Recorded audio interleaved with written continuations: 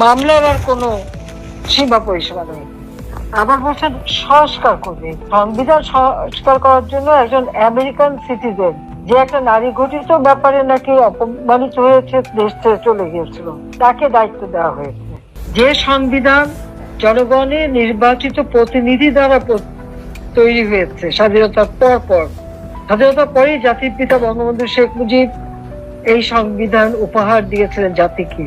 মাত্র 10 মাসের মধ্যে সংবিধান তৈরি করে দিয়েছিলেন, যে সংবিধানে 75-15 আগস্ট জাতির পিতাকে হত্যা করে অবৈধভাবে ক্ষমতা দখলকারীরা সঙ্গীনের খোঁচার ক্ষতবিক্ষত হয়েছিল। উচ্চ আদালতের রায়ে এই মার্শাল দিয়ে ক্ষমতা দখলকে অবৈধ ঘোষণা করার পরে আমরা সেই রায়ের ভিত্তিতেই এই সংবিধানকে আবার সেই 72 সালের সংবিধান পুনঃপ্রতিষ্ঠা করি। আজকে সেই সংবিধানে সংস্কার করতে ইচ্ছে, আরো বলে কমিটি করে দিচ্ছে বিভিন্ন সংস্কার করবে। আগে তো তাদের নিজেদের সংস্কার দরকার।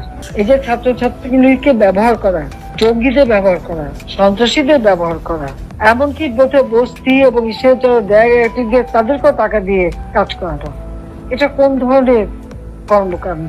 এটাই তো বড় প্রশ্ন।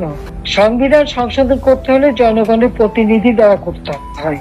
ইউনূস সরকার জনগণের প্রতিনিধিত্ব করে না, পিপুলস ম্যান্ডেট তার নেই, জনগণের দ্বারা কোনো নির্বাচিত সরকার না। যে সরকারের কাছে আমাদের সংবিধানে সেই সরকারে যাবার কোনো পদ্ধতিই নাই, কাজে তার ক্ষমতা দখল হচ্ছে সম্পূর্ণ অবৈধ, অসাংবিধানিক। এটা অসাংবিধানিক অবৈধ সরকারের কোনো অধিকার নেই সংবিধানে হাত দেয়, এটা সে করতে পারে না, এটা ঘোরতর অন্যায়। আর এটা যদি করে, ওই সংবিধানের 7 অনুচ্ছেদ অনুযায়ী তার বিচার হবে।